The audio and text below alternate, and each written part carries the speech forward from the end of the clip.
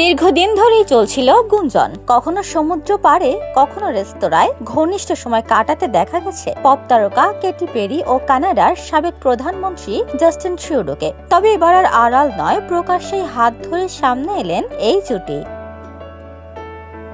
রোববার কেটি পেরির ৪১তম জন্মদিন উপলক্ষে প্যারিসের বিখ্যাত ক্রেজি হর্স ক্যাবারে আয়োজন করা হয় এক ঝলমলে শো। মার্কিন বিনোদন মাধ্যম TMZ নিশ্চিত করেছে এই শোতে একসঙ্গে হাজির হন দুজনে। অনুষ্ঠান শেষে আবার হাত ধরাধরি করে হাসি মুখে বের হয়ে যাচ্ছিলেন তারা। সেই মুহূর্তেই পাপারাজিদের ক্যামেরায় বন্দী হয়ে রীতিমতো ভাইরাল তারা। সেদিন কেটি পেরির পরনে ছিল লাল রঙের পোশাক আর ট্রুডো ছিলেন কালো স্যুটে।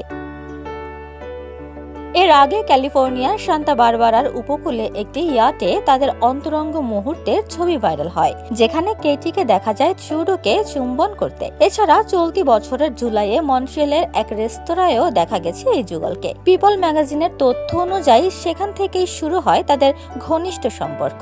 পেরির ইউরোপ সফরের ফাঁকেও ট্রুডোর সঙ্গে দেখা করতে ক্যালিফোর্নিয়া গিয়েছিলেন গায়িকা। সেই ভিডিও ছবি সামাজিক মাধ্যমে ব্যাপক আলোচনার জন্ম দিয়েছিল। জুলাইয়ে মন্ট্রিয়েলের এক রেস্তোরাঁয় একসঙ্গে দেখা যাওয়ার পর থেকেই তাদের প্রেমের গুঞ্জন জোরালো হয়। পিপল ম্যাগাজিন জানায়, সেই সাক্ষাতের পর থেকেই সম্পর্ক আরো ঘনিষ্ঠ হতে থাকে তাদের। কেটি পেরি ট্যুর চলাকালে ট্রুডো তাকে ক্যালিফোর্নিয়ায় গিয়ে দেখা করেছেন বলেও জানা গেছে।